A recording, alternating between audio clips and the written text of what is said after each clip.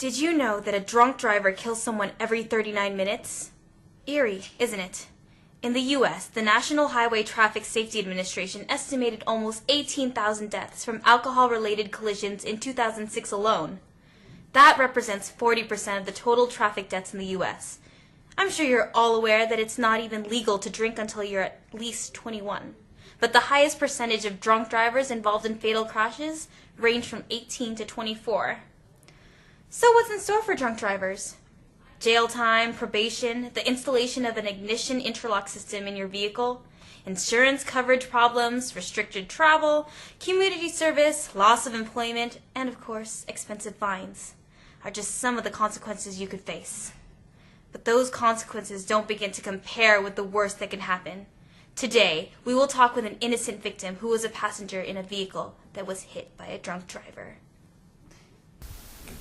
Back in 2007, I was coming back with my friend from Disneyland, and we're just chilling, having fun, just singing in the car, and all of a sudden I just saw a bright light behind me, and from then it was I heard a smack on the car. I didn't know what was happening, and I just closed my eyes, and I just felt the whole car rumbling, and it just went by really fast. I didn't know what was happening, and the first thing we tried to get out the door from the car, and we couldn't get out, so we had to climb out. And after I climbed out, I don't know, I just started feeling pain. Honestly, I didn't even know what happened, and when the apparently there was a witness, two truck drivers saw what happened, and pretty much they just told us a car was speeding, cutting lanes, and he hit our car, and our car rolled up the hill and came back down. And it was just, I don't know, I didn't know what to say. All I can think about was how much pain I was in, and I didn't know what was happening. When we walked over to the other car, it finally made things clear. It was, the person was just laying there, and when he started talking, you can smell the alcohol on him. And from then, I knew that I got hit by a drunk driver, and it's, I don't know.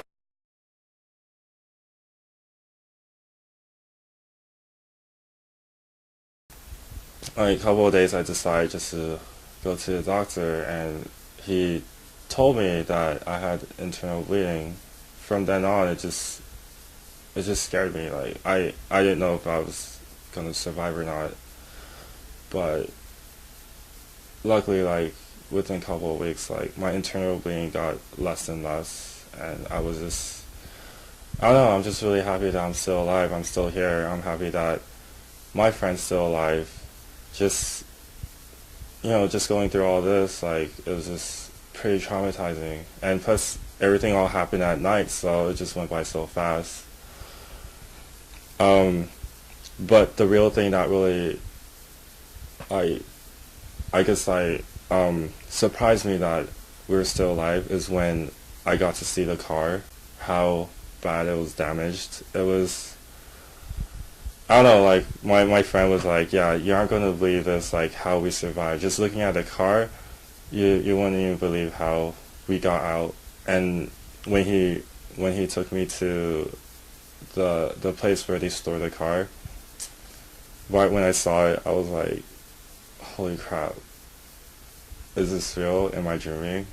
Were we actually in this car? It was just crazy. I don't know what to say. It's I'm just happy just to be alive, but in the same time, I want to spread the word, just don't drink and drive, because not only are you hurting yourself, you're hurting and endangering other people around you. And just from that, I could have not been here right now. His story is just like others, but he is lucky. Many others wouldn't have gotten out with their life. A drunk driver injures someone every minute. Think about it. By the time I finish speaking this sentence, someone, somewhere, has been killed by a drunk driver. These incidents are preventable. Even when you've had a little to drink, you might be more impaired than you think. Friends don't let friends drive drunk. So, if you're not the sober friend, or if there are no sober designated drivers, then call a cab. It's better to be safe than sorry. What would you do if a friend tried to drive drunk? What would you do if you were intoxicated, but you just had to get home?